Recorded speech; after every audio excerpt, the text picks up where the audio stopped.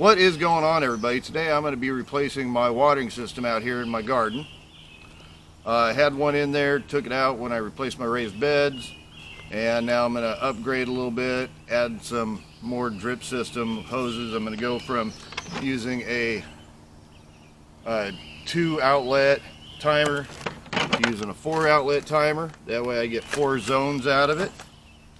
I have a lot of this stuff came from the auction. So I got a lot of cheap stuff in the auction. I did buy some new pieces for my Raindrip.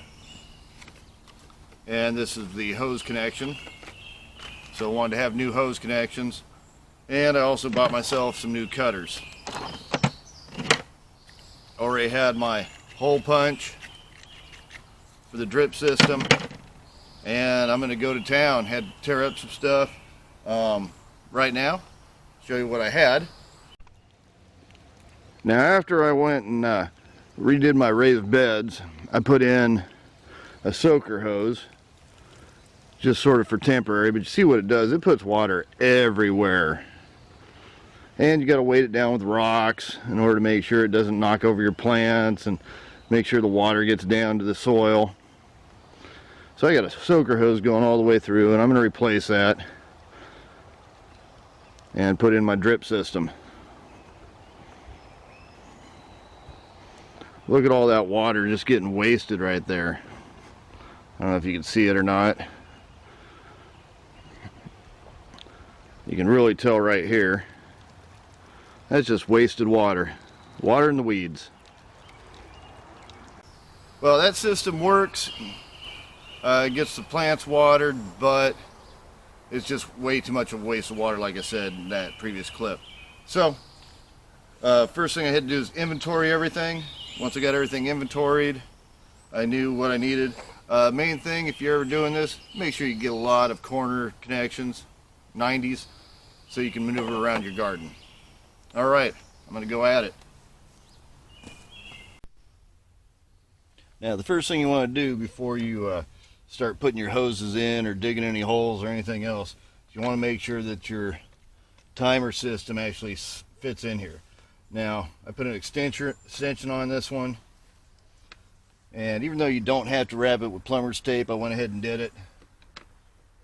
Gasket should take care of everything on there.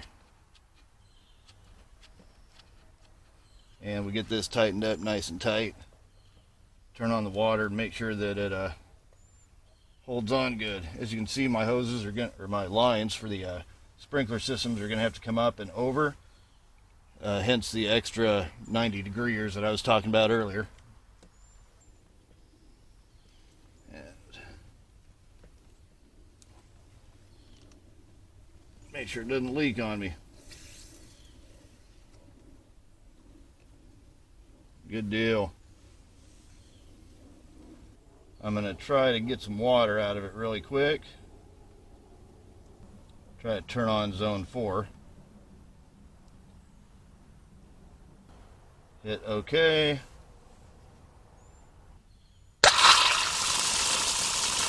And it works. A little pop out of that one.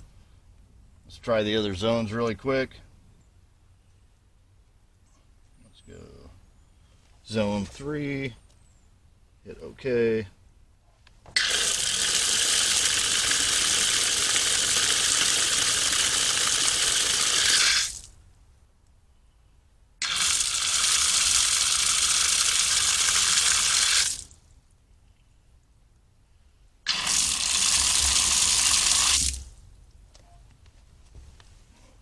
Alright, so it looks like it works fine and dandy. Went through all the zones. And next off, I gotta put a little hole in here, or a little trench in here, in order to hold my water lines.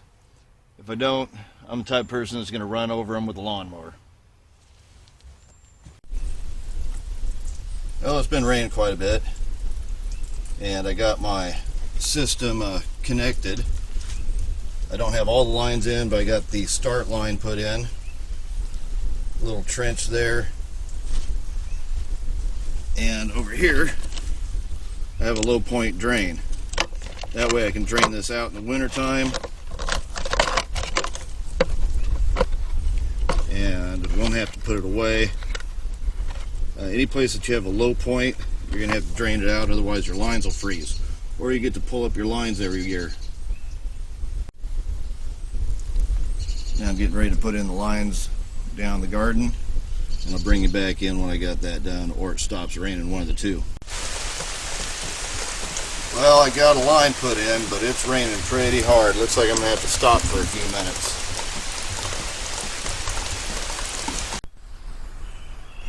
Alright, so we had record rainfall yesterday. A little over an inch of rain. As you can see, everything is very wet out here. But I'm going to keep putting in my sprinkler system. That way, when it does get nice and hot and we have days without rain, I'll be able to water my plants. Alright, so you might have another area that needs a low point drain and you don't quite know what to do about it. So I'm going to show you another little trick for the low point drains where you don't have to hook up all the elbows. So what I'm going to do is I'm going to take this little drip, and it's one that you can tighten all the way down and shut off, and then a yellow flag which does 4 gallons per hour.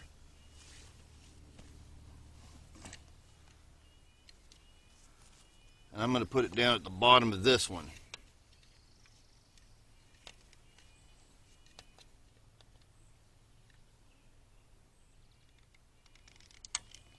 Pop the hole in it.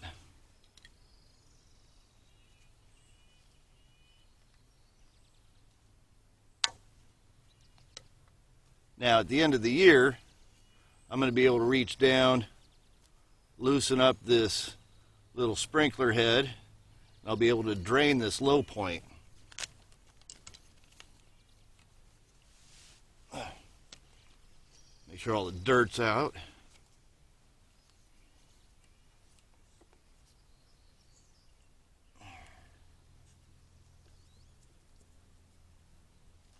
Push the connection together. Now I have a low point drain on it. I have my line down under the ground, comes back up, low point is right below there. And this one's all ready to go for the summertime. And I can drain it in the winter. Alright, so I got the main lines in 2 of my 4 zones put in. I have this one going along my tomatoes, and it comes all the way down and it's there. And if we keep coming around, we have my second line coming through.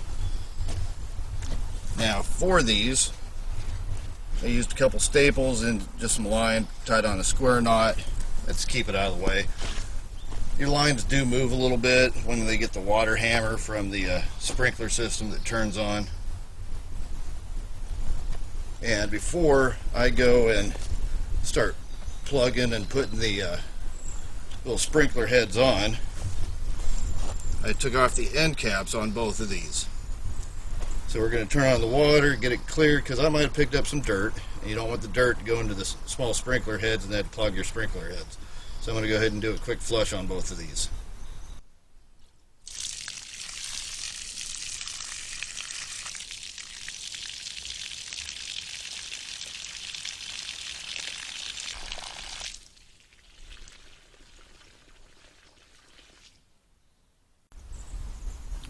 Alright, so I got the lines all cleared out, all nice and flushed. Now I'm going to go through my sprinkler heads and figure out which ones to use and put them in. Take out the old drip system from in here carefully, trying not to kill any of my tomato plants. Well, I got one of my zones up and running. I got bubblers put in. These are adjustable. I did put some bubblers attached to flags, but those were mainly broken bubblers I got a lot of stuff from auctions. The green bubblers that do, I think it's 2 gallons per hour. I went and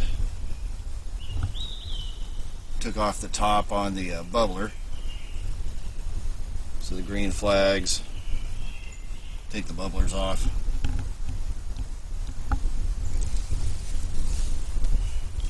And I gotta turn this water off because it's rained the past couple days and I don't want to overwater, but I need to be ready for when it doesn't rain anymore.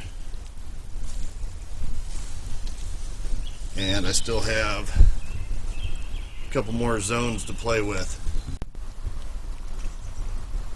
Alright, so I got 2 zones put in today. As you can see, they're sprinkling just a little bit. Got them testing. Don't really need water because it's rained a lot. I really like the bubblers here because they will spray a whole bunch and I can zap them way down to almost nothing. So I did that to all my peppers and my tomatoes. Up here, I actually put a drip system with the flags in it for my cucumbers, make sure my cucumbers get watered, and my dill's going crazy. Now when I get ready and I plant something in this bed right here, I'll be able to hook in a system and add some more sprinkler heads. And I got my final zone done. This one's got the most going on. I have my grapes getting watered. I put a little sprinkler up here, and that is spraying down on all my garlic. Second sprinkler coming down and hitting this bed of garlic. I got water hitting my sunflowers, including my single seed challenge sunflower that's getting ready to bloom.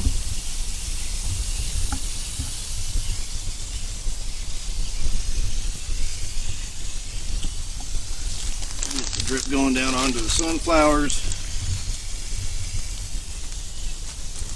My pumpkins. My watermelon that's really hard to grow. I have not had any luck with watermelon. My zucchini and squash, and then it actually comes over here and hits my soaker hose that's doing the corn. I've got to get in and get the weeds out of there. And then the soaker hose is coming over and doing this little bed that has some lettuce that's sprouting up that I'm going to be thinning here shortly, along with some pole beans. But this one has definitely the most going on in it. I did leave one unused, one zone unused. I might be doing my greenhouse later, don't know. Well, I hope you enjoyed the video. It took me 2 days to complete this project. Should have only taken me 1. With the record rain we had yesterday, I just couldn't work out here. It was just coming down way too hard and I was getting way too soaked. All the plants are set up for watering. Timer set up. Not going to have to water tomorrow morning at least. But this is going to save me water. It's going to save me time. The main thing with my time is in the morning. I like to water in the morning, and in order to get everything out here, it takes me a good hour to water everything. This way I can do it before I get up, come back, check to make sure that all the timers are shut off, and make sure everything got a good drenching, nothing changed overnight, and then head to work in the morning. Well, I hope you enjoyed the video. If you did, give it a big thumbs up, push the subscribe button. Thanks for watching, and have a great day.